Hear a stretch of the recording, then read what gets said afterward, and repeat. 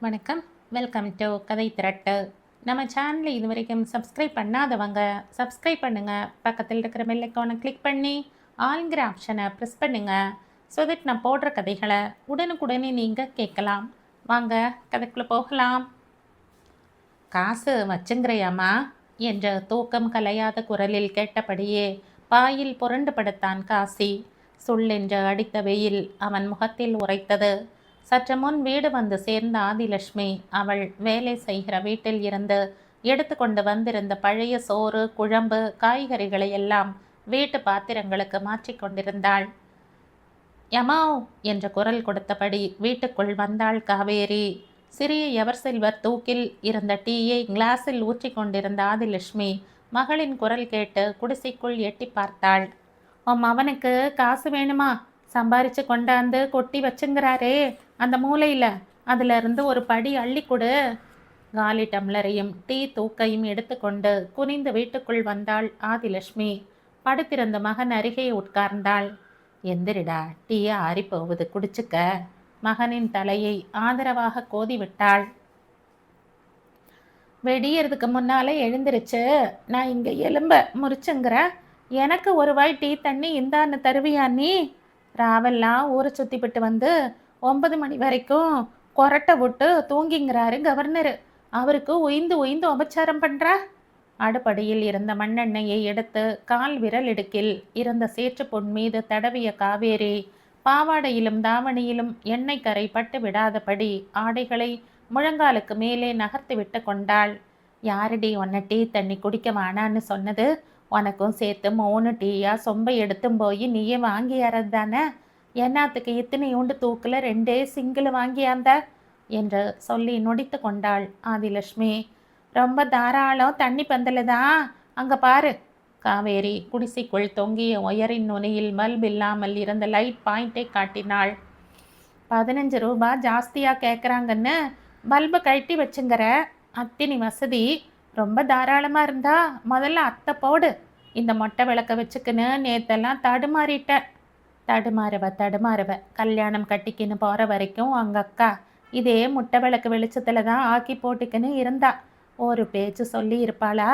உனக்கு திமிரு ஜாஸ்தி. ஆதிலட்சுமி தலைமுடியை அவிழ்த்து கையால் தட்டி இறுக முடிந்து கொண்டாள். அக்கா அப்படி ஊமையாக இருக்கிறந்தொட்டுந்தான் அவள் புருஷனும் மாமியாக்காரியும் அவளை அந்த கெதியில் வச்சுங்கிறாங்க. எதுக்கோசரம் நானும் அவளை மாதிரியே இருக்கணும்? முழங்கையால் பாவாடையை இறுக்கி பிடித்தபடி எழுந்தாள் காவேரி.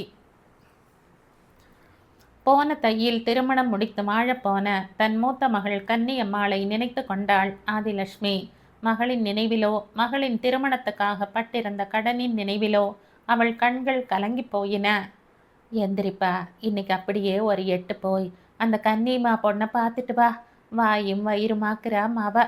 நினச்சாப்புல நாம் போகிறதுக்கு உண்டா, வர்றதுக்கு உண்டா? வர சொல்ல எல்லாம் வண்டி நிறைய சீர் கொண்டாடணும்பா சம்பந்திமா. நான் இப்படியே ஏதோ வேலையாக வந்தேன்னு ஒரே வார்த்தையில் முடிச்சுக்கலாம். ஆமாம், இவர் அப்படியே பக்கம் பக்கமாக வேலை பார்த்துக்கினே இருக்கிறாரு பாரு. அத்தொட்டு அவங்க இவர் சொன்னது சடக்குன்னு நம்பிக்குவாங்க. போவியா? விருட்டென்று எழுந்து பாயில் உட்கார்ந்த காசி அடி செருப்பால என்ற காவேரியை அடிப்பது போல கையை ஓங்கினான். அவள் சிரித்து கொண்டே அவன் கைக்கு அகப்படாதவாறு சுவர் ஓரமாக நகர்ந்து கொண்டாள். அதானே, என்னத்துக்கிட்டே அவனை இலக்காரம் பண்ணுற? அவன் வேலை பார்க்காமத்தான் நாம் ஆள் ஆயிட்டோமா? உனக்கு என்ன தெரியும்? ஜல்லி போடுறேன்னு சாரத்து மேலே ஏறி 3வது மாடியிலேருந்து உங்கள் அப்ப கீழே விழுந்து உசுர விட்டுச்சே. அப்போ உனக்கு 4 வயசு. பேச்சுக்கு பேச்சு என் மவனை நல்லா படிக்க வச்சு டாக்டர் வேலைக்கு அனுப்ப போகிறம்பாருன்னு சொல்லும். கடைசியில் அந்த மவன் 10 வயசுலேருந்து உழைக்க வேண்டியதா போச்சு. ஆதிலட்சுமி குடிசையின் கிழக்கு பார்த்த சுவரில் வட்டமாய் பூசியிருந்த மஞ்சளையும் அதன் நடுவே 3 பட்டைகளாக ஓடிய குங்கும கீற்றினையும் பார்த்தாள். அதில் இருந்து 1 முழ நீளத்துக்கு கீழே தரையில் சுவரில் சார்த்தினாற் போல் வைக்கப்பட்டிருந்த படங்களையும் பார்த்ததுமே அவனுக்கு கண்கள் கலங்கின. டீயை ஊத்துட்டுமாப்பா? வாயை கொப்பளிச்சுன்னு வந்துடுறேன் என்று சொல்லிவிட்டு விட்டத்தை பார்த்து கொண்டு சற்று நேரம் அப்படியே உட்கார்ந்திருந்தான் காசி. அப்படியே வளைந்து வலது கையை நீட்டி தரையில் வைக்கப்பட்டிருந்த சாமி படங்களை அடுத்து வைக்கப்பட்டிருந்த டிரான்சிஸ்டரை எடுத்தான். மேலே இருந்த விசையை திருகி அதை மடியில் கிடத்தி இப்படியும் அப்படியுமாக தட்டினான். மேலிருந்து கீழாக சுற்றி கட்டியிருந்த நூல் கட்டை இறுக்கினான். விசித்திரமான சத்தங்கள் வந்தன. இன்னைக்காவது எதுனா வேலை கிடைக்குமா உனக்கு? ஆதிலட்சுமியின் குரலில் கவலை தெரிந்தது. காசி மீண்டும் மிட்டத்தை பார்த்தான். நான் என்ன கவர்மெண்ட் வேலையிலையா இருக்கேன்? இல்லை 4 எழுத்து எழுத படித்து தான் தெரியுமா? நான் படித்த 4ஆம் கிளாஸ் படிப்புக்கு என்ன வேலை கிடைக்கும்? என்ன மாதிரி ஆளுங்களுக்கு டக்குன்னு கிடைக்கிற வேலை கொல்லு வேலை தான். நீ என்னடான்னா அந்த வேலைக்கு போகவே கூடாதுங்கிற. கையடிச்சு சத்தியம் வாங்காத குறையா மனுஷனை போட்டு நெருக்கிற என்று சலித்து கொண்டவனாக மடி மீது இருந்த ரேடியோவை எடுத்து தரையில் வைத்துவிட்டு வெளியே வந்து நின்று நெட்டி முறித்து கொண்டான். 2 பக்க திண்ணைகளை சாணியால் மெழுகி காவேரி போட்டிருந்த சங்கு கோலத்தையும் வாசலில் நிறுத்தியிருந்த தேர் கோலத்தையும் பார்த்தான். சின்ன கழுதிக்கு வாய் நீளம்னாலும் கை ரொம்ப சுத்தம். மனசுக்குள் பெருமைப்பட்டு கொண்டான். ஓலை தடுப்புக்குள் இருந்த தகர அண்டா தண்ணீரை டப்பாவால் மொண்டு வாயை கொப்பளித்தான். மீண்டும் குடிசை வாசலில் வந்து திண்ணையில் உட்கார்ந்தான். உள்ளே காவேரியும் ஆதிலட்சுமியும் பேசிக்கொள்வது கேட்டது. ஏமா, எத்தனையோ பேர் கட்டட வேலைக்கு போகிறாங்க. எல்லாருக்குமேவா அப்பாவுக்கு ஆனது மாதிரி ஆயிடும்? ரோட்டில் நடந்து போய்கிட்டு இருக்கிறவங்க மேலே கூடத்தான் சமயத்தில் வண்டி ஏறிடுது. அதுக்காக யாருமே ரோட்டில் நடந்து போகாமலேயேவா இருக்காங்க? சரி சரி போதும். ரொம்ப விவரமானவளாட்டம் பேசிக்கிட்டு இருக்காம போய் வேலையை பாரு. கட்டட வேலையா? கட்டட வேலை உனக்கு ரொம்ப தெரியுமா? கையில் நகம் முளைச்ச நாளையிலிருந்து அதில் இருக்கிற நல்லது கெட்டதை பார்த்தவன் நான். கங்காதர மேஸ்திரின்னு 50 ஆளை வச்சு கான்ட்ராக்டை எடுத்து தொழில் நடத்தினவர் எங்கள் அப்பாரு. அங்கே வேலைக்கு வந்து கல் தச்சராக இருந்தவர் தான் உங்கள் அப்பா. அப்புறம் என்னென்னமோ ஆச்சு. நான் வீட்டை பகிச்சுக்குன்னு உங்கள் அப்பனை கட்டிக்கினேன். நானும் அது கூடவே சித்தாள் வேலைக்கும் போனேன். போனதுனால தானே அந்த கன்றாவையை கண்ணாலையும் பார்த்தேன். அதுக்கப்புறம் கட்டட வேலை நடக்கிற இடத்த பார்த்தா கூட அடி வவறு கலங்குது.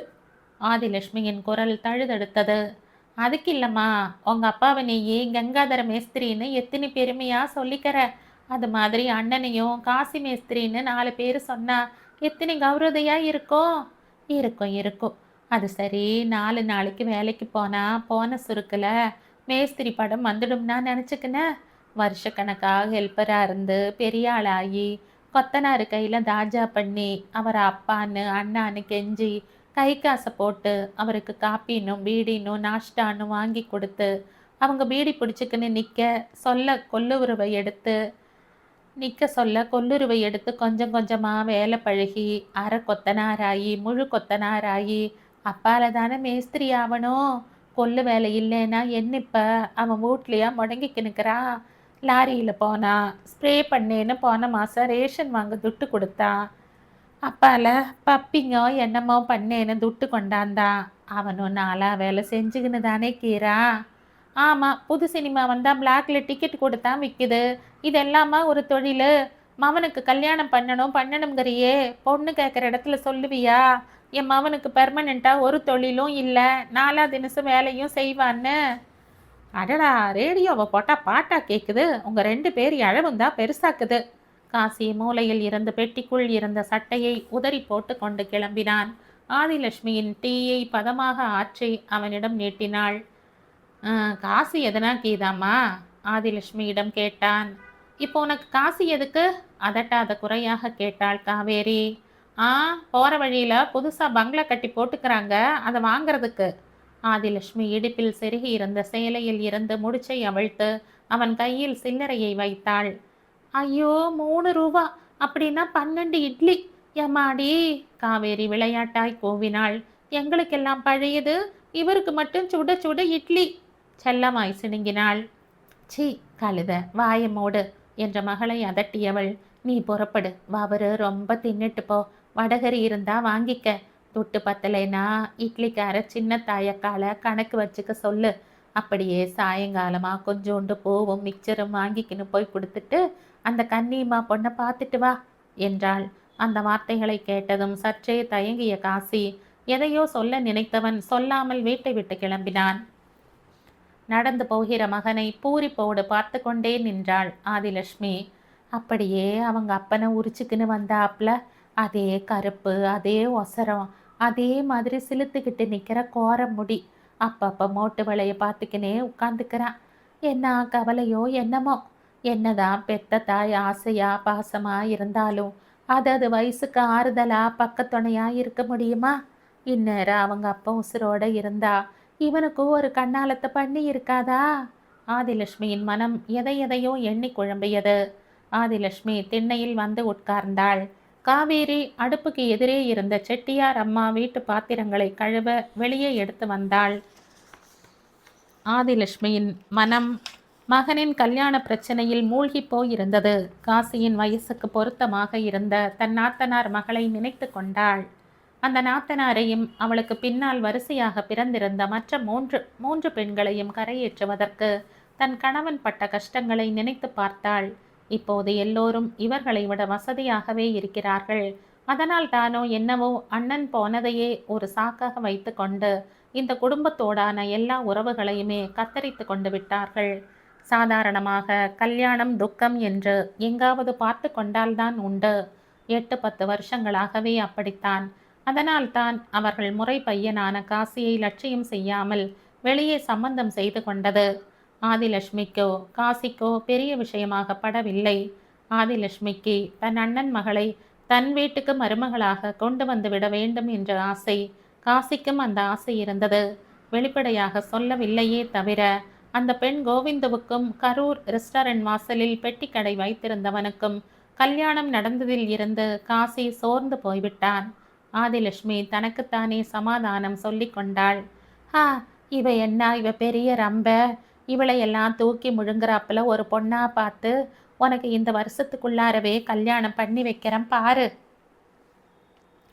ஆதிலட்சுமி இத்தகைய பேச்சுகளை தொடங்கினாலே காசி உடனே வெளியே கிளம்பி போய்விடுவான்.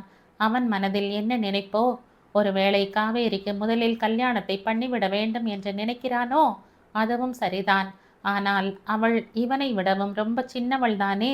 முதலில் காசிக்குத்தான் பண்ண வேண்டும். இது ஆதிலட்சுமியின் கட்சி. என்னம்மா சும்மா உட்காந்துக்கின? இன்னைக்கு நமக்கு ரேஷன் போடுற நாள் இல்லை. காவேரியின் குரலை கேட்டதும் ஆதிலட்சுமியின் மனம் அடுத்த கவலைக்கு தயாரானது. போன மாதம் இவர்கள் முறை வந்தபோது போய் வாங்க சௌகரியப்படாமல் போய்விட்டது.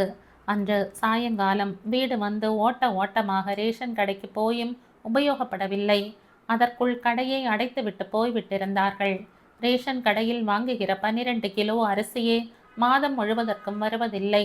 மண்ணெண்ணையும் அப்படித்தான். பற்றாக்குறையை இட்டு கட்டுவதற்கு வெளி மார்க்கெட்டில் வாங்குவதே பெரும் செல்வமாக இருந்தது.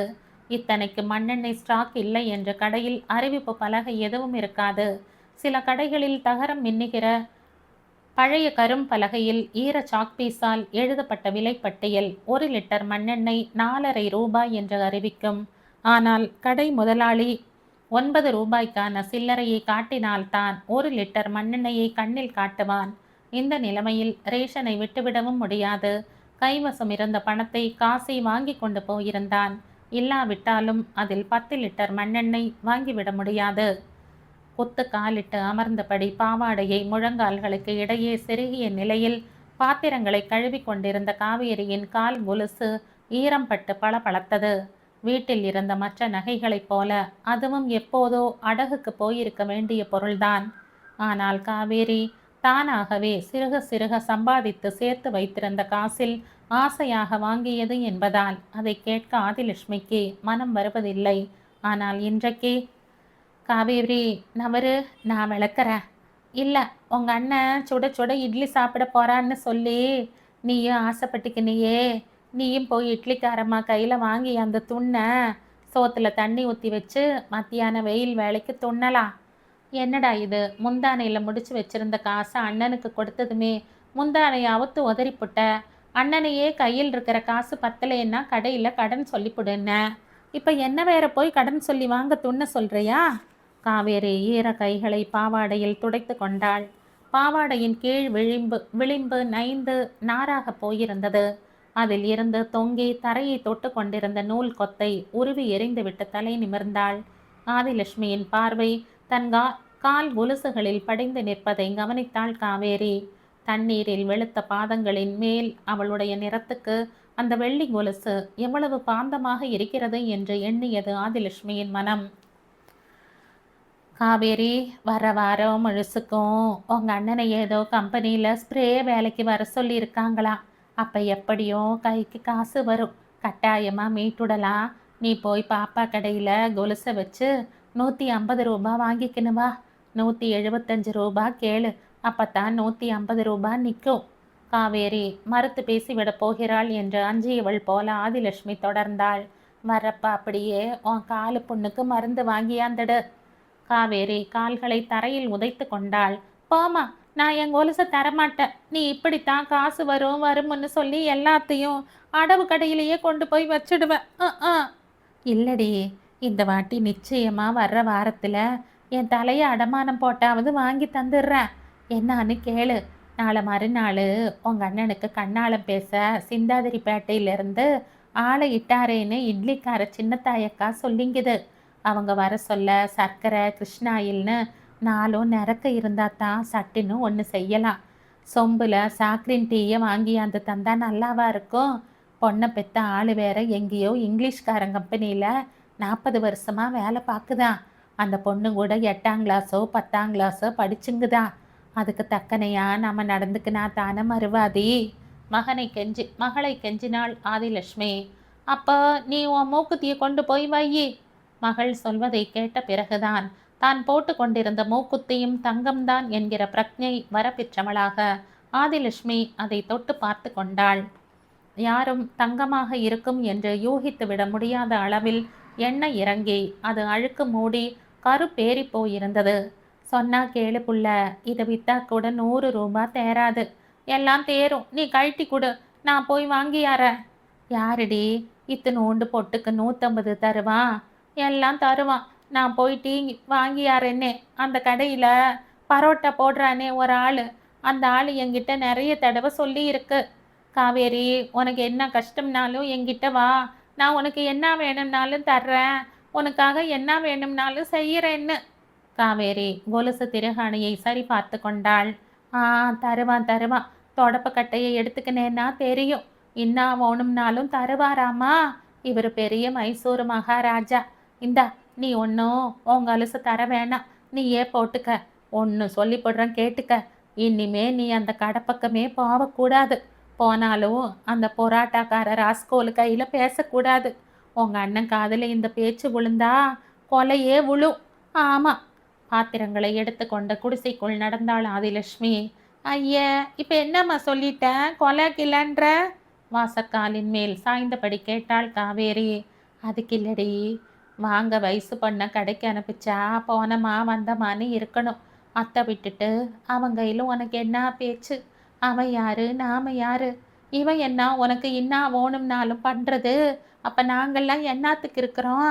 இப்படி உன் பொண்ணு அவன் கையில் பேசிக்கின்னு நின்னா, இவன் கையில் பேசிக்கின்னு நின்னான்னு ஒரு சொல்லு வந்துடக்கூடாதுன்னு தான் கடனை உடனே வாங்கி உங்கள் அக்கால அத்தினி சுருக்கா கட்டி கொடுத்தது. ஆதிலட்சுமி மீண்டும் திண்ணையில் வந்து உட்கார்ந்தாள். அப்படி நல்லது கெட்டதை விசாரிக்காம அவசரடியா வந்த இடத்துல தள்ளி விட்டதுனால தான் அக்கா வரப்பவெல்லாம் கண்ணை கசக்கிக்கின்னு நிற்கிது. சீப்பை எடுத்து தன் அம்மாவின் கையில் கொடுத்து விட்டு சடையை பிரித்து கொண்டு அவள் எதிரே உட்கார்ந்தாள் காவேரி. என்னத்த விசாரிக்கல? நாமளும் தான் 4 தடவை அங்கே போய் வந்தோம். அவங்களும் தான் 4 தடவை இங்கே வந்து போனாங்க. வாய் வழப்பழம், கை கருணக்கிழங்குன்னு இனிக்கி பேசினாங்க. என்னவோ அவ தலை எழுத்து அப்படியாச்சு. நான் ஒரு விவரம் இல்லாதவ. கையில் காசு இல்லாமல் வெறுங்கையா வெளியே போகிற பையனை போய் எதுனா வாங்கி போய் கன்னி மாலை பார்த்துட்டு வான்னு சொல்லிவிட்டேன். பையன் தவிச்சுக்கு இருப்பான். பண்டம் பாடி விற்கிறதுக்கு கூறு கட்டி வச்சாப்புல மார்க்கெட்டில் நிற்கிற கூட்டத்தில் போய் அவனும் நின்று அவனுக்கு ஏத்தாப்புல வேலை வந்து கூலி படிஞ்சு அப்பால் அவன் போய் அத்தை செஞ்சு முடிச்சு காசு வாங்கி நான் காத்தாலேயே போய் துட்டு வாங்கி வந்துட்டு இருந்தா அவனுக்கும் 4 காசு கொடுத்து விட்டுருக்கலாம். எதனா நிறக்க வாங்கி போனா அங்கே மதிப்பாக இருந்திருக்கும். பேசிக்கொண்டே காவேரியின் தலையில் இருந்து பேன்களை குத்தினாள் ஆதிலட்சுமி. ஆமாம், பொழுது விடியாங்காட்டியும் கடங்குடுன்னு போய் நிப்பியாங்காட்டியும் அப்பால செட்டியார் வீட்டுக்கு போவத்தால் ஆயாங்காட்டியும் கடக்குது விடுமா. இதான் சரியான நேரம், போய் வாங்கி வந்துடு. நான் கிருஷ்ணாயில் டப்பாவை சுத்தம் பண்ணி வைக்கிறேன். சீக்கிரமாக வந்துடு. அங்கேயே அப்படியே குந்திக்கின்னு கதை பேசிக்கின்னு இருந்துடாத. ஆதிலட்சுமியின் பிடியில் இருந்த தலையை உருவிக்கொண்டு எழுந்தாள் காவேரி. என்னத்த கீது அங்க கதை பேசிக்கினது பேசிக்கணுங்கிறதுக்கு நான் பிறந்த கதையும் வளர்ந்த கதையுமே பெரிய கதையாக்கிது. என்ன அந்த சிந்தாதிரிப்பேட்டை பொண்ணை பற்றியும் அவங்க மக்க மனசாலை பற்றியும் அந்த அண்ணி எதனா சொல்லும். அது கேட்டுக்குன்னு வந்துக்கினே இருக்க வேண்டியதுதான். ஆதிலட்சுமி மாடத்தின் மேல் மாட்டியிருந்த கை அகல கண்ணாடியை பார்த்து கலைந்து கிடந்த தலையை அமுக்கிவிட்டு கொண்டாள். சுவரின் மீது இருந்த சிறிய டப்பாவுக்குள் ஆட்காட்டி விரலை தேய்த்து இட்டு கொண்டாள். சொன்னாப்புல இந்த மூக்குத்தி எதுனா அவசரத்துக்கு ஆத்திரத்துக்கும் உதவும் போலத்தான் கீது என்று முணுமுணுத்து கொண்டாள். சரி, அப்போ நான் இட்லி கடை வரைக்கும் ஒரு 8 போய் வந்துடுறேன் என்று கிளம்பினாள். ஏம்மா ஒரு வா சாப்பிட்டுட்டு போடு. காவேரி எதிராக 2 தட்டுகளை வைத்து தனக்கும் தன் அம்மாவுக்குமாக போட்டாள். குனிந்து குழம்பை போட்டு பிசைந்து கொண்டிருக்கும் போது ஒரு கழித்து கிடந்த கதவை திறந்து கொண்டு குடிசைக்குள் நுழைந்தாள் கன்னியம்மாள். பொசுக்கும் வெயிலில் திடீரென்று வந்திருக்கும் கர்ப்பஸ்திரீயான மகளை பார்த்து பொறி கலங்கி போனாள் ஆதிலட்சுமி. கையில் இருந்த சோற்றை தட்டில் போட்டுவிட்டு கன்னியம்மாளின் அருகே உட்கார்ந்தாள் ஆதிலட்சுமி. உட்காருவதற்கு கூட தெம்பு இல்லாதவளாக உட்கார்ந்த நிலையிலேயே ஒரே மயக்கமாக்கியது என்று தரையில் சரிந்தாள் கன்னியம்மாள். சொர சொரத்து கருத்து போன தன் இடது கை விரல்களால் தரையில் கிடந்த மகளின் மெலிந்த உடலையும் நெற்றியையும் ஆதரவாக தடவி கொடுத்தாள் ஆதிலட்சுமி. முகமும் கழுத்தும் கையும் காலும் ஈரம் கசிய ஜில்லிட்டு போயிருந்ததை அப்போதுதான் அறிந்தாள். என்ன கண்ணே, உனக்கு இப்படி வேர்த்து புட்டுங்குது? புள்ளத்தாச்சி பொண்ணு. இடது கையாலேயே இடுப்பில் செருகி இருந்த முந்தானையை இழுத்து ஆதிலட்சுமி கன்னியம்மாளின் கழுத்திலும் நெற்றியிலும் இருந்த வியர்வையை ஒற்றி எடுத்தாள்.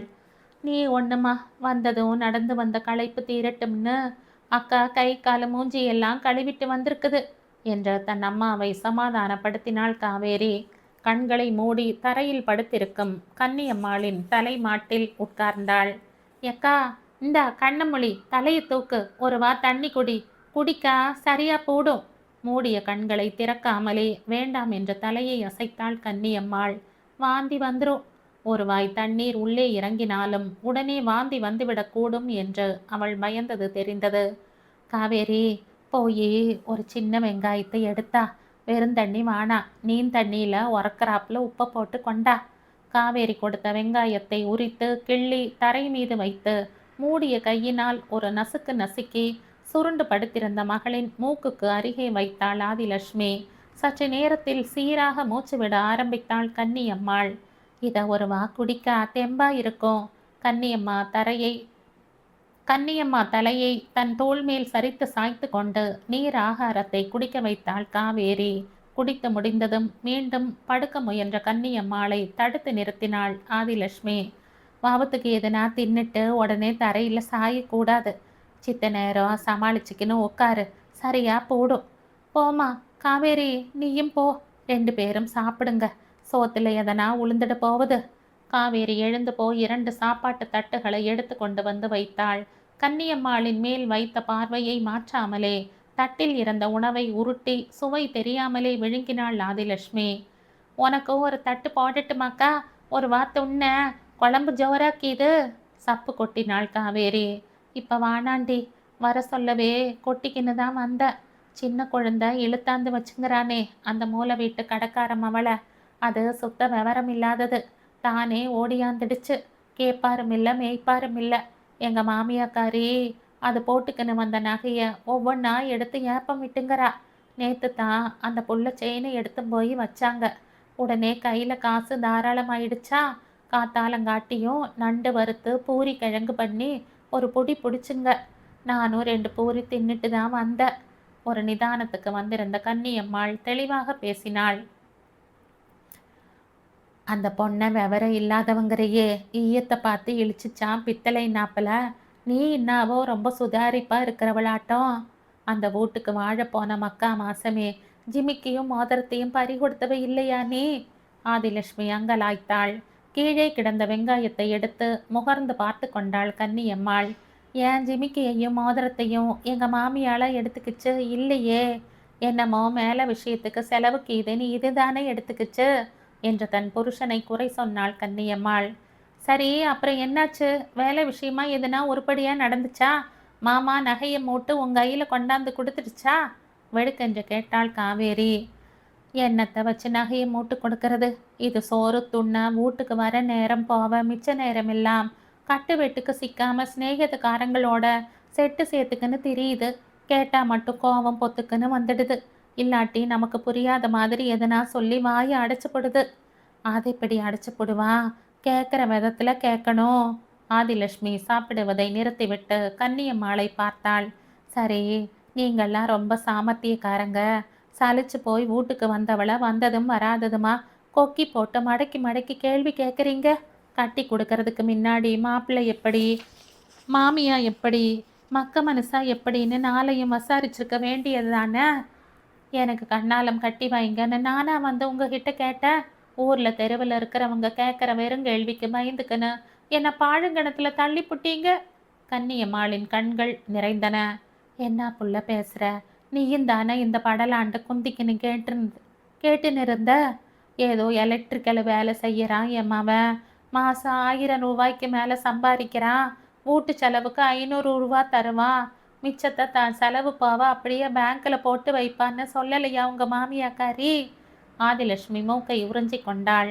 கன்னியம்மாள் கண்களை துடைத்து கொண்டாள் தாழ்ந்த குரலில். பின்ன என் அவன் தீவட்டி தடிய நாட்ட ஊரை சுத்திக்கின வீட்டுக்கு அடங்காம திரியிறான். அவனுக்கு கண்ணாலம் கட்டினாலாவது ஒரு பொறுப்பு வருமானு தான் உங்க வீட்டுல பொண்ணு கேட்க வந்துங்கிறோம்னா சொல்வாங்க. சைக்கிளை தள்ளி கொண்டு மீன் விற்று கொண்டு போன முருகன் வீட்டு வாசலில் இருந்து, யமா மீன் வாங்கலையா என்று குரல் கொடுத்தான். காவேரி ஆதிலட்சுமியின் முகத்தை ஏறிட்டு பார்த்தாள். கதும்பு வவ்வால் பாறையெல்லாம் சுதும்பு வவ்வால் பாறையெல்லாம் கீது ஃப்ரெஷ்ஷாக கீதுமா. எல்லாம் வர ஞாயிற்றுக்கிழமை பார்த்துக்கலாம், போயிட்டு வாப்பா என்று அவனுக்கு பதில் சொல்லி ஆதிலட்சுமி மீண்டும் சோற்றை பிசைந்தாள்.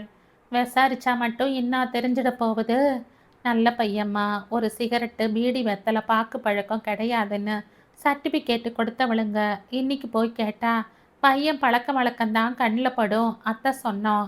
அவன் வேலை வெட்டி இல்லாமல் சுற்றிக்கினுங்கிறான்னு நாங்கள் என்னத்தை கண்டோம்னு சொல்கிறாளுங்க. ஏதோ நல்ல காரியத்துக்கு நல்ல வார்த்தை சொன்னோங்கிறாளுங்க. உள்ளதை உள்ளபடி சொல்லாட்டா அந்த பஜாரி எங்களை சும்மா விட்டுருவாளாங்கிறாங்க. நம்ம தலையெய்த்து எங்கே போய் முட்டிக்கிறது? நீ என்னம்மா எதுக்கு எடுத்தாலும் தலையெய்த்துக்குனேன். காவேரி தட்டை எடுத்துக்கொண்டு எழுந்தாள். ஊராம் வீட்டு பொண்ணை கட்டிக்கின்னு போனியே, ஒழுங்கா குடித்தனம் பண்ணுறதுக்கு என்னான்னு 2 நெருக்குனா வழிக்கு வர்றாங்க. அத்தை விட்டுட்டு வாசல் அருகே நின்றவள் கன்னியம்மாளின் பக்கம் திரும்பி, எங்கக்கா மாமா வருமா? வந்தா நேருக்கு நேராக வச்சு நானே நறுக்குன்னு 4 கேள்வி கேட்குறேன். அது வராது. அதுதான் இந்த வாசப்படியே மெரிக்க மாட்டேன்னு சபதம் கூறிக்கின்னு தெரியுதே. ஏன்னா அதான் அன்னைக்கு நம்ம மாமா வீட்டில் எங்கள் 2 பேரையும் விருந்துக்கு வர சொல்லி இருந்தாங்களே, அன்னைக்கு இது என் கையில் சொல்லி விட்டுச்சு. நீ போய் உங்கள் அம்மா வீட்டில் இரு, 12 மணி வரைக்கும் பாரு, நான் அங்கே வராட்டி நேராக உங்கள் மாமா வீட்டுக்கு போயிருன்னு. நானும் நேராக அங்கே வந்துடுறேன்னுச்சு. 12 12:15 வரைக்கும் பார்த்தேன். அதுக்குள்ளே அம்மா, ஐயோ விருந்து சோறு ஆக்கி வச்சுட்டு வருவாங்களோ மாட்டாங்களோன்னு என் தம்பி பொண்டாட்டி வழியை பார்த்துக்கின்னு இருப்பாளேன்னு நச்சு புடுங்கல ஆரம்பிச்சிடுச்சே. சரி வா போகலாம்னு கிளம்பினேன். இது வரவே இல்லையே. கடைசியில் சொல்லுது, அவங்க வர சொல்கிற நேரத்துக்கு டக்குன்னு நாம் போகக்கூடாதாம். அப்படி போனால் நாம் சோத்துக்கு செத்தவங்கன்னு அவங்க நினச்சிக்குவாங்களாம். அப்படி பண்ணால் விருந்து செஞ்சு வச்சது என்ன ஆகுறதுன்னு கேட்டேன். என்னடி பெரிய விருந்து, கண்ணாமூச்சியை காட்டுற? விருந்துங்கிறது சாப்பாடு தானே, நாம் போகாட்டி வீட்டு மனுஷா தின்னு தீக்க போகிறாங்க, அவ்வளவு தானேன்னுது.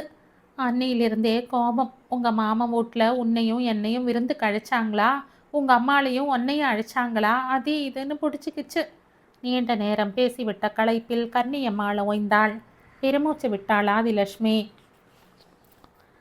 நானுன்னு எதை பண்ணாலும் தப்பாத்தான் முடியுது. எல்லாம் என் தலை எய்த்து போகட்டும். இத்தினி காத்தால இப்படி வெடுக்குன்னு வந்து நிற்கிறையே, சொல்லிக்கின்னு வந்தியா இல்லை எதனா கோவிச்சுக்குன்னு வந்துட்டியா? தயங்கி வந்தது ஆதிலட்சுமியின் குரல். இந்த மனுஷன் வீட்டு பக்கம் வந்து 2 நாள் ஆச்சு. அந்த வீட்டில் இருக்கிற மனுஷாலோட நான் வாய் பேச்சு பேசி 3 நாள் ஆச்சு. யாருகிட்ட சொல்லிக்கின்னு வர்றது? சலிப்பை வெளிப்படுத்தியது கன்னியம்மாவின் குரல். அட கஷ்ட காலமே, என்ன நடந்துச்சு? எதுக்கு இப்படி சொல்லாம கொள்ளாம வந்து நிக்கிற? ஆதிலட்சுமி கவலைப்பட்டாள். இந்த மனுஷனுக்கும் எனக்கும் வேற ஒரு விஷயத்துல தகராறு. அதை பத்தி நான் அப்புறம் சொல்றேன். அத்தோட இன்னா செய்யற, இன்னாத்துக்கு இப்படி ராவா பவலா சுத்துறேன்னு ஒரு வார்த்தை. அந்த ஆளை நான் கேட்க கூடாதான் மாமியாக்காரி சொல்றா. ஒரு ஆம்பளை வீட்டுக்கு வந்ததும் இப்படி மொச்சு மொச்சுன்னு கேள்வி கேட்டா அவனுக்கு ஏன்டா வீட்டுக்கு வர்றோம்னு போடாதான்னுது. அப்பால எங்க வீட்டுக்காரர் இல்லாத நேரத்துல வீட்டுல இல்லாத நேரத்துல நீதான் அவனை வழிக்கு கொண்டாரன்னுது. சொல்லி கொண்டிருக்கும் போதே அழத் தொடங்கினாள் கன்னியம்மாள். புள்ள தாய்ச்சி நாத்தனா வீட்டுக்கு வந்துட்டா. 2 பேரும் தலைச்சன் புள்ளக்காரிங்க. ஒருத்தர் மூஞ்சியில் ஒருத்தர் முழிக்க கூடாதான். அதுக்குன்னு என்னை பின்னாண்ட உட்கார சொல்லி நாள் பூரா வெளியே வரக்கூடாதுன்னு ஓலைப்படலை வச்சு மூடிட்டாங்க. சோறு திங்காம இருக்கலாம், தண்ணி குடிக்காம இருக்கலாம், கக்கூசுக்கு போகாம எப்படி இருக்கிறது? இது கையிலையும் சொன்னேன். அதுக்கு ஒரே ரகலை. பேசாம புறப்பட்டு வந்துட்டேன். கன்னியம்மாள் கன்னங்களில் வழிந்த நீரை துடைத்து கொண்டாள். ஆதிலட்சுமிக்கு தட்டில் இருந்த சாப்பாடு இறங்கவில்லை. மகளின் கஷ்டம் நெஞ்சை பிழிந்தது. பக்கத்தில் இருந்த செம்பை எடுத்து கை கழுவினாள். கன்னியம்மாளை ஆதரவாக தன்மேல் சாய்த்து கொண்டாள். அதற்காகவே காத்திருந்தவள் மாதிரி கன்னியம்மாள் பெரிதாக தேம்பி தேம்பி அழுதாள். உள்ளே நுழைந்த காவேரி இடுப்பில் 2 கைகளையும் ஊன்றிக்கொண்டு ஆதிலட்சுமியையும் கன்னியம்மாளையும் உறுத்து பார்த்தாள். நீ அதுக்குள்ள கை கழுவிட்டியா? நல்லா கீது. இப்போ என்னத்துக்கு 2 பேரும் கட்டிக்கின்னு அழுவுறீங்க? ஏமா அண்ணன் கல்யாண விஷயமா இட்லிக்காரத்தகிட்ட நீ போவத்தாவலையா? குனிந்து தட்டை எடுத்துக்கொண்டு வாசலுக்கு வந்தாள். ஏ வெள்ளையா, தோ தோ தோ தோ தோ என்ற நாக்கினால் ஒலி எழுப்பி நாயை அழைத்தாள். அது வருவதாக தெரியவில்லை. அவள் கையில் இருந்த தட்டை பார்த்துவிட்டு முருங்கை மரத்து காகம்தான் உற்சாக குரல் எழுப்பியது. எங்க போய் தொலைஞ்சிடுச்சு இந்த வெள்ளையன் கழுத என்ற நாயை திட்டிக் கொண்டே தட்டில் இருந்த சோற்றை தரையில் கொட்டினாள். திருமுனையில் இருந்து ஓடி வந்தது நாய். காவேரியை சுற்றி சுற்றி வந்தது. வேக வேகமாக வாலை அசைத்தது. பின்னங்கால்களை நிலத்தில் ஊன்றி அமர்ந்து அவளை பார்த்து செல்லமாக குரைத்தது. அவள் கையில் வைத்திருந்த தட்டை நோக்கி தாவியது. அவள் விளையாட்டாக கைமாற்றி தூக்க வெள்ளையனும் அதே திசையில் துள்ளியது. அட அறிவுகிட்ட கழுத, சோத்தை போட்டு வச்சுக்கணுக்கிற, அதை போய் திங்கிறதுக்கு இல்லாம ஐயா வெள்ளாடுறாரு என்று நாயை செல்லமாக திட்டினாள். அம்மாவை நினைத்து கொண்டு இட்லி கடையை நோக்கி நடந்தான் காசி. கையிலே காசு இல்லாத நிலைமையிலும் சின்னத்தாயி அத்தையிடம் கடன் சொல்லியாவது தனக்கு பிடித்தமான வடகரியை வாங்கி சாப்பிட சொல்லி அனுப்புகிற அவளுடைய பாசத்தை நினைத்தான். அவன் மீது மட்டும்தான் என்றல்ல, 3 பிள்ளைகளின் மேலும் தான். அவன் ஆண் பிள்ளை என்பதால் கொஞ்சம் கூடுதல் சலுகை. தெருவோரத்தில் குழாயை அடுத்திருந்த சிமெண்ட் பரப்பிலேயே வாளிகளை வைத்து கொண்டு பெண்கள் துணி துவைப்பதினால் வெளியேறும் தண்ணீர் தேங்கி தரை சகதியாக இருந்தது. காசி லுங்கியை கட்டியிருந்த நிலையிலேயே முழங்கால் அருகே உயர்த்தி சேர்த்து முடி போடுபவன் மாதிரி செருகி கொண்டு மேலே நடந்தான். குழாய் அருகே பல நிறங்களில் குடங்கள் வரிசையாக வைக்கப்பட்டிருந்தன. கமலாவும் பாப்பாத்தியும் சண்டை போட்டு கொண்டிருந்தனர். ஒரே வீட்டு மருமகள்கள், சமீப காலம் வரை ஒரே வீட்டில் வாழ்ந்தவர்கள். சில மாதங்களுக்கு முன்னால் தான் மனஸ்தாபம் ஏற்பட்டு வீட்டின் நடுவே குறுக்கு சுவர் உயர்ந்தது. காது கொடுத்து கேட்க முடியாத அளவுக்கு மோசமான வார்த்தைகளால் அவர்கள் ஒருவரை ஒருவர் பேசிக்கொள்வதையும் தங்களுக்குள் சண்டை போட்டபடி இருந்தாலும் தங்கள் இருவரையும் புறம் தள்ளிவிட்டு மற்றவர்கள் குழாயடியில் குடத்தை வைத்து விடாமல் அனிச்சையாக தடுத்து கொண்டும் இருந்தார்கள். அங்கே இந்த குழாய் நீர் தவிர குடி தண்ணீருக்கு வேறு வசதி இல்லை. இது 2 பேருக்குமே தெரிந்ததுதான். அப்படி ஒன்றும் வருகிற எல்லா தண்ணீரையும் பிடித்து கொண்டு போய் அவர்களில் யாரும் தங்கள் வீட்டில் மட்டும் நிறைத்து கொண்டு விடவும் முடியாது. அதற்கேற்றாற் போல பாத்திரங்களோ தொட்டியோ வேறு இட வசதியோ ஏன் தேவையோ கூட எவருக்கும் இல்லை. இத்தனைக்கும் இவர்களுக்குள் என்னதான் தகராறு என்றாலும் அவள் குழந்தைகள் இவள் வீட்டிலும் இவள் பிள்ளைகள் அவள் வீட்டிலும் விளையாடக்கூடியவைதான். காசிக்கு பசித்தது.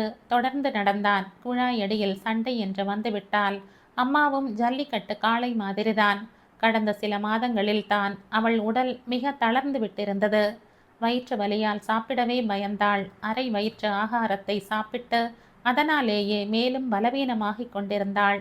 அவ்வப்போது கை வைத்தியமாக எதையோ செய்து கொண்டிருந்தாள். ஏதாவது வேலை கிடைத்து கையில் காசு வந்தால் அவளை டாக்டரிடம் அழைத்து கொண்டு போய் வைத்தியம் செய்யலாம். கையில் காசும் பையில் பொருளுமாக கன்னியம்மாளை கட்டி கொடுத்த வீட்டுக்கு 4 8 போய் தலையை காட்டி கொண்டிருந்தாள். அவளை அவள் புருஷனோ மாமியாரோ நடத்துகிற விதமே வேறாக இருக்காதா? முழங்காலின் மேல் நின்ற லுங்கி முடிச்சு தளர்ந்து இறங்கியது. தெருவோரத்தில் இருந்து மூச்சிறைக்க ஓடி வந்த காவேரியின் செல்லனாய் வெள்ளையன் அவனை நெருங்கி குழைந்தது. போடா என்று அவன் அதன் விரைத்த காதுகளின் மத்தியில் தடவி கொடுத்தான். காவேரிதான் அதனோடு சலிக்காமல் விளையாடுவாள். குடிசைக்குள் இருந்தாலும் ராஜகுமாரி மாதிரிதான். அதும் பேச்சும் வாட்ட சாட்டமும் நெஞ்சுக்குள்ள வக்கிற நெனப்பும். அதிலும் 4வது குடிசையின் வாசலில் முன்னேற்ற படிப்பகம் என்று போர்டு எழுதி தொங்கவிட்டிருக்கிற புதிதாய் குடி வந்த சுசீலாவோடு பழக ஆரம்பித்த பிறகு அவள் வெகுவாக மாறிவிட்டாள். லேசாக படிக்கவும் கற்றுக்கொண்டு விட்டாள். எது எப்படியோ குடும்பமானம் கெடாம இருந்தா சரிதான் என்று எண்ணமிட்டபடி தொடர்ந்து நடந்தான். சீக்கிரத்தில் அவளுக்கும் ஒரு கல்யாணத்தை பண்ணிட்டா. அதுக்காக அவசரப்பட்டு பெரியவளை ஒரு சோம்பேறி பையலுக்கு கொடுத்தது போல இவளையும் கொடுத்து விடக்கூடாது. நிதானமாக பார்த்து ஒரு தடவைக்கு 4 தடவை விசாரித்துத்தான் செய்ய வேண்டும் என்று யோசித்தவாறே காசி சின்ன தாயின் கடையை நெருங்கினான். இன்றைக்காவது ஏதாவது வேலை கிடைக்குமா என்ற கேள்வியில் சோர்ந்த அவன் நெஞ்சம் தெருவோரமாக நிறுத்தப்பட்டிருந்த மாரிமுத்துவின் சைக்கிளை பார்த்ததும் தெம்பு பெற்றது. சொந்தமாக ஆட்டோ வைத்திருப்பவன் மாரிமுத்து. மெயின் ரோட்டில் எலக்ட்ரிக்கல் பொருட்கள் விற்கும் சிறிய கடையும் வைத்திருந்தான் அவன். சப் கான்ட்ராக்டர்களுக்கும் பலவிதமான வேலைகளுக்கும் ஆட்களை திரட்டி தருபவனும் அவன்தான். அவனை தானாக தேடிக்கொண்டு போய் பார்க்க இருந்த வேளையில் அவனை இட்லி கடையில் எதிர்பட்டது காசிக்கு நல்லதாகப்பட்டது. தேரடியை ஒட்டியிருந்த சின்ன தாயின் குடிசைக்கு வெளியே 3 புறமும் வளைத்து கட்டப்பட்ட தென்னை ஓலை தடுப்பை நெருங்கியதும் தான் திக்கென்றது காசிக்கு. தூர பார்வைக்கு மாரிமுத்துவின் சைக்கிள் மாதிரி தெரிந்தது. பக்கத்தில் நெருங்கியதும் அது அவனுடையது தானா என்று அவனுக்கு சந்தேகம் வந்தது. வாடா மருமவனே வா, என்னத்தை பார்த்து மலைச்சு போய் நின்னுக்குன? வாசலை பார்த்தபடி உட்கார்ந்திருந்த சின்ன தாயின் குரல் அவனை வரவேற்றது. காசி சற்றே குனிந்து உள்ளே நுழைந்தான். எரிந்து கொண்டிருந்த அடுப்பை சுற்றி 5-6 பேர் உட்கார்ந்து சாப்பிட்டு கொண்டிருந்தார்கள். மூலையில் இருந்த வாய் உடைந்த பானை தண்ணீரை பிளாஸ்டிக் டம்ளரில் கொஞ்சம் எடுத்து கையை நனைத்து கொண்டான். அட இன்னா துன்ற சொல்லு, கம்முன்னு குந்திக்கினா? சுறாப்பொட்டு கீது, மீன் குழம்பு கீது, சட்னி சாம்பார் கீது. சின்ன வாழை இலை 4 இட்லிகளையும் கனத்த கல் தோசையையும் வைத்துவிட்டு அவன் முகத்தை பார்த்தாள் சின்ன தாயே. வடகரி இல்லையாத்த? அடடா தீந்து போச்சே கண்ணு, இப்போதான் சட்டியை வலிச்சு மாரிமுத்துக்கு போட்டேன். செத்த முன்னாடி வந்துங்க வேண்டியது தானே. சரி மீன் குழம்பு ஊத்துட்டுமா?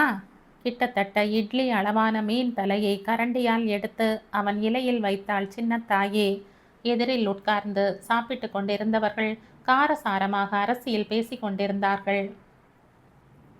சும்மா பவுல்கனா காணாத நைனா, இன்னமே உங்கள் தலைவர் வெளியில் தலை காட்ட முடியாது தெரிஞ்சுக்க. நேற்று ராத்திரி நீ வந்து பார்த்துருக்கணும். எங்கள் தலைவர் அப்படியே சல்லுன்னு வந்து இறங்கி கூட்டத்தை பார்த்து கையை ஆட்டி டாட்டா காட்டினாரு பாரு. எத்தினி மாலைங்க, எத்தினி சனம்.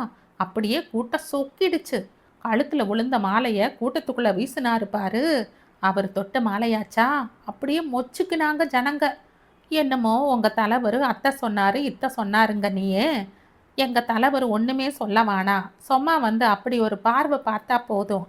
அவர் பர்சனாலிட்டி அப்படி வள்ளலியா. அவர் நம்ம பேட்டையில் இருக்கிற அத்தினி வீட்டுக்கும் இலவசமாக ஒவ்வொரு குடம் தர்றதா சொல்லிங்கிறாரு. அதுவும் சொந்த காசில். உங்கள் தலைவர் பண்ணி போடுவாரா? ஆள் பார்த்து கட்சி பார்த்து 4 தந்து 10 சுருட்டுவார். இந்த வாதங்களுக்கு சற்றும் சளைக்காத எதிர்வாதங்களை அடுத்தவன் அடுக்கி கொண்டிருந்தான். அவர்கள் கட்சி ஆட்சிக்கு வந்த பிறகுதான் சாமக்குப்பம் என்றிருந்த பெயர் தமிழ் குப்பம் என்று ஆகியதாம். இன்னா இது பேர் நல்லா வாக்கியது. நேற்று எங்கள் தலைவர் மீட்டிங்கிலேயே சொல்லிட்டாரு, இனிமே இந்த பேட்டைக்கு முத்தமிழ் நகர்னு பேர் வைக்கிறேன்னு. இந்நேரத்துக்குள்ள சிமிட்டி சிலாப் தூக்கி பள்ளியிர்னு பெயிண்ட் கூட அடிச்சிருப்பாங்க. இப்போ நேரம் இல்லைன்னா ராத்திரி வந்து பாரு, லைட்டு கீட் எல்லாம் போட்டு ஜோராக இருக்கும். வளர்ந்து கொண்டே போன அவர்களின் பேச்சை நிறுத்த விரும்பியது மாதிரி கத்தினாள் சின்ன தாயே. அடைச்சி எழுந்து போய் கையை கழுவுங்கடா பேமானி பசங்களா.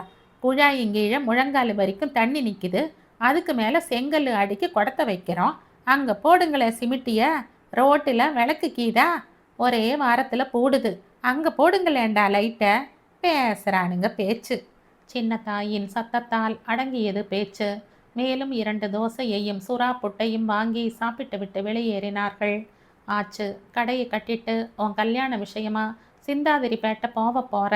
உனக்கு இன்னா மாதிரி பொண்ணு வேணும்னு நீ முன்னாடியே சொல்லிப்பொடு. ஐய, இன்னும் அப்படி பார்க்குற? பாரு, பொம்பளை புள்ளியாட்ட மூஞ்ச கவுத்துக்கிற. நல்லா கீது போ. இந்த காலத்தில் அதுங்கந்தான் தைரியமாக தலையை நிமித்திக்கின்னு தனக்கு இன்னா மாதிரி மாப்பிள்ளை வேணும்னு சொல்லுதுங்களே. உனக்கு இன்னா கூச்சம்? சும்மா சொல்லு. அட, இன்னான்னு சொல்கிறதுன்னு யோசனையா? சும்மா சொல்ல. ராஜகுமாரி மாதிரி இருக்கணும், இல்லைன்னா பத்திமினி மாதிரி, இல்லைன்னா சாவித்திரி மாதிரின்னு. மாரிமுத்து சாப்பிட்டு விட்டு பக்கத்து கடையில் போய் பீடி குடித்து விட்டு வந்திருந்தான். சின்ன தாயின் எதிரில் பீடி குடிக்கிற தைரியம் எவனுக்கும் இல்லை. என்ன ஐயா, நீ போய் அவங்கிட்ட பழைய ஆளுங்க பேரா சொல்லிக்கணும். புச்சா எத்தினி வந்துங்குது. அதுங்களை சொன்னால் அவனுக்கு தடால்னு புரியும்.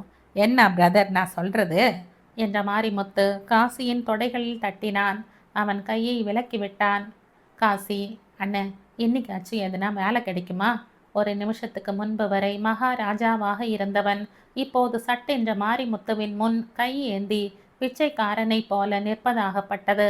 அது கூட பரவாயில்லை, வெறுங்கையாக திரும்பும்படி நேர்ந்து விடக்கூடாது. வேலை கிடக்குது வேலை, நீ ஆயா கேட்டதுக்கு பதில் சொல்லு. கண்களை குறும்பாக சிமிட்டி சிரித்தான் மாரிமுத்து. தெரு வாசல்ல உன் சைக்கிளை பார்த்ததும் நல்ல காலம்னு ஒரு மினிட்டு நினச்ச. அப்பால கிட்ட வந்து பார்த்ததும் கபால்னுச்சு. என்னடா இதுன்னு பேஜாராயிட்ட. மாரிமுத்து உறக்க சிரித்தான். என்னடா இது, அண்ணாத்த சைக்கிளில் வெள்ளைக்கொடி கட்டிங்குதேன்னு நினச்சினங்காட்டியும் கடைக்கு வந்து பாரு, சீரியல் செட்டு போட்டு புச்சா தலைவர் படம் மாட்டிங்கிற. என்ன நீ அப்படி முழிக்கிற? என்னடா மாரிமுத்து, கட்சி மாறிட்டானேன்னு பார்க்குறியா? கட்சி என்னப்பா கட்சி? கட்சியாக நம்மளுக்கு சோறு போட போகுது? நம்ம கட்சியெல்லாம் வவுத்து கட்சி தான். நமக்கு மட்டும் என்ன, எல்லாத்துக்குமே அப்படித்தான். பெரிய தலைவருங்களே ஒரு கட்சியிலேருந்து மாறி வேறு கட்சியில் சேர்றாங்க. அப்புறம் காணாமலேயே கூட பூடுறாங்க. நீ இன்னாவோ இதுக்கு போய் இப்படி அசந்துட்டியே, பச்சை புள்ளையா கீரியேப்பா என்றவன் சின்ன தாயை பார்த்து, ஆயா, அவன் என்ன சொல்கிறது, நான் சொல்கிறேன். நடிகை நவஸ்ரீ மாதிரி லட்சணமான பொண்ணா பார்த்து இவனுக்கு கட்டி வை என்று சொல்லிவிட்டு சிரித்தான். காசியினால் சிரிக்க முடியவில்லை. என்ன இந்த மாரிமுத்து, நான் பாட்டுக்கு இன்னைக்காவது வேலை கிடைக்குமான்னு வாய் ஓயாமல் கேட்டுக்கு நேக்கிறேன். உண்டு இல்லைன்னு ஒரு வார்த்தை கூட சொல்லாமல் அவன் பாட்டுக்கு எதையோ பேசுகிறதும் சிரிக்கிறதுமாவே இருக்கிறானே. இதுக்கு என்ன அர்த்தம்? நமக்கு படிமானமாக வேலை எதுவும் இல்லைன்னு தானே அர்த்தம். அப்போ என்ன பண்ணுறது? என்னத்த பண்ணுறது? இவன் ஆட்டம் இருக்கிற வேற 4 பேரை பார்த்து கேட்க வேண்டியது தான். அதுக்குன்னு வீட்டுக்கு போய் குந்திக்கவா முடியும்? காசிக்கு இடையில் இருந்த குழம்பின் ருசி கூட உரைக்கவில்லை. சின்னத்தாயி அவனுடைய கல்யாணத்தை பற்றி கேலியாகவும் கிண்டலாகவும் சொன்ன வார்த்தைகளும் அவன் கவலையில் கரைந்தன. யார் யாரிடமோ கேட்டும் காசிக்கு அன்றைய தினம் வேலை எதுவும் கிடைப்பதாக இல்லை. உங்ககிட்ட சைக்கிள் இருந்தாலாவது பரவாயில்ல, கடையாக சரக்காவது போட்டுட்டு வர சொல்லலாம் என்ற காதில் விழுந்த வார்த்தைகளை அசை போட்டபடி டீ கடை பெஞ்சில் கொஞ்ச நேரம் உட்கார்ந்திருந்தான். பஜாரில் கொல்லு வேலை கருவிகளோடு வந்து நின்றிருந்தவர்களில் சிலரும் வேலை கிடைக்காததில் மனம் சலித்தவர்களாக வீட்டுக்கு திரும்பி போய் கொண்டிருந்தார்கள். இன்னா காசி, வேலை கீழைக்கு போவலையா? பீடியை குடித்தபடி அடுத்த தெரு பக்கிரி கேட்டான். ஆமாம், என்ன வேலைக்கு வான்னு 10-12 கம்பெனியிலேருந்து கூப்பிட்டாக. வானாம்ட்டு நான் ரெஸ்ட் எடுத்துக்கினேன். போவையா சும்மா வாவு தெரிச்சல கிளறியே? காசி சலித்து கொண்டான். இல்லையா பின்ன, நீ தான் கொல்லு வேலைக்கு போக மாட்டேன், சாரை ஏற மாட்டேன், பேண்ட்டு தூக்க மாட்டேன்னு 1000 கண்டிஷன் போடுறையே. பக்கிரி பீடியை கீழே போட்டு மிதித்தான். காசி பதில் சொல்லாமல் முகத்தை வேறு பக்கம் திருப்பி கொண்டான். பக்கிரி சொல்வது சரிதான், ஆனால் அப்படியெல்லாம் அவனாகவா சொல்கிறான்? ஆதிலட்சுமியின் கவலையை அதிகரிக்க கூடாதே என்பதற்காக, அவள் சொல்லை புறக்கணிக்க வேண்டாம் என்பதற்காக அவன் கட்டிட வேலைக்கு போகாமல் இருக்கிறான். இதை பக்கிரியிடம் சொல்ல முடியுமா? சொன்னால் சிரிப்பான். வீட்டுக்கு போய்விட்டால் தேவலை என்று அவனுக்கு தோன்றியது. அம்மாவிடம் சொல்லி எங்காவது கடன் பட்டாவது ஒரு பழைய சைக்கிளை வாங்கி தரும்படி சொல்ல வேண்டும். ஒரு சைக்கிள் மட்டும் இருந்திருந்தால் இன்றைக்கு வெறுங்கையாக வீட்டுக்கு திரும்பி இருந்திருக்க வேண்டியதில்லை. என்னடா இன்னைக்கு வேலை கிடைக்கலையா என்று அம்மா கேட்குமோ நினைக்கவே கஷ்டமாக எது அவனுக்கு. அம்மா கேட்காது, ஆனால் காவேரி கேட்பாள் வாயாடி. போய் சின்னத்தாயி கடையில் கடன் சொல்லி துண்ணுட்டு போன வேகத்திலேயே வந்துட்டாங்காட்டியும் என்று கூட சொல்வாள். சொல்லட்டும், இன்னைக்கு அம்மா கிட்ட எனக்கு ஒரு சைக்கிள் வாங்கி தர்றியா, இல்லை நான் கொல்லு வேலைக்கு போகட்டுமான்னு ரெண்டில் ஒன்று கேட்டுடுறது. தலையை குனிந்தபடி நடந்து சின்னத்தாயியின் கடையை விட்டு காசி வீடு போய் சேர்ந்தான்.